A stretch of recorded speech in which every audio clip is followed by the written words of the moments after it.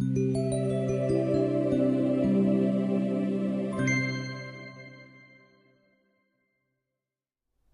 everybody, I'm John Self and welcome to Self Perspective, a weekly video with insight and information to help you manage your career. Today I want to talk to you about perhaps one of the most exciting days in a young, aspiring executive's life. And that's the day they get that first phone call from a recruiter who says, "We've heard about you, we're interested in you, we got this fabulous new job we think you might be perfect for." Flattering, ego boosting, holy cats. What a feeling. Now, not to throw too much cold water on the parade, check your ego and the flattery at the door and put on your analytic hat, because you have to be careful, because that recruiter may not have your best interest at heart. Recruiters aren't bad people, but they do have to make a living.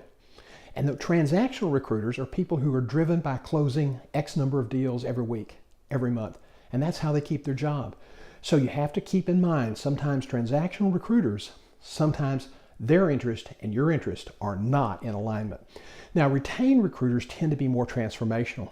We put a lot more at risk in terms of being sure the match is correct. We get paid upfront, guaranteed, but we'll put a larger piece of our fee, maybe 3 years worth of guarantee, at risk to be sure that the client and the recruiter are aligned and everybody does their job the right way.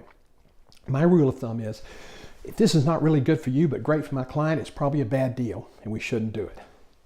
So let's talk about this whole process and how you can protect yourself. There are really 5 playbook questions you need to be thinking about and you need to be prepared to ask. First, what's the scope of responsibility? Is it higher or lower than you currently have? Is it about the same? Is the organization bigger or smaller? In every case, you always want to try to move up. Okay, is the person you're going to be reporting to at a higher level or a lower level? You don't want to get buried in an organization. Secondly, what's the comp range, the compensation? A lot of recruiters don't want to tell you because they hope at the end they can make something work out. They'll throw enough stuff at the wall, something's got to stick. Well, that's craziness, and you have a right to know on the front end. Why do you want to run the risk of having your boss find out that you're in the job market for a job that doesn't even pay what you're making today? So if they can't tell you what the job pays, don't move forward until they can.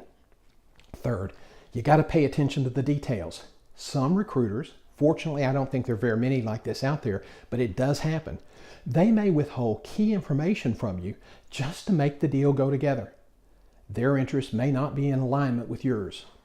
So sometimes they will withhold negative information. 4, ask questions about the culture. This is so critical, and when people make a job change and it doesn't work out, frequently this is the big reason: the fit.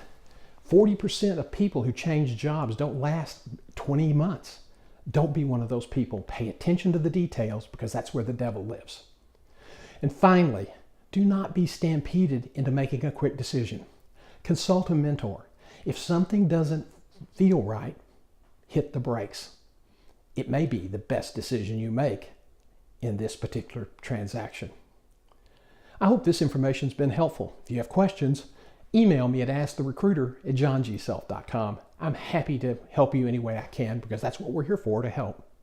Now, if you're facing a possible layoff or even a termination, and you're worried about how you're going to navigate the crowded marketplace to get to your next job, we can help you with that as well. So email me at careertransitions@johngself.com. Thanks for watching. I'll see you next week.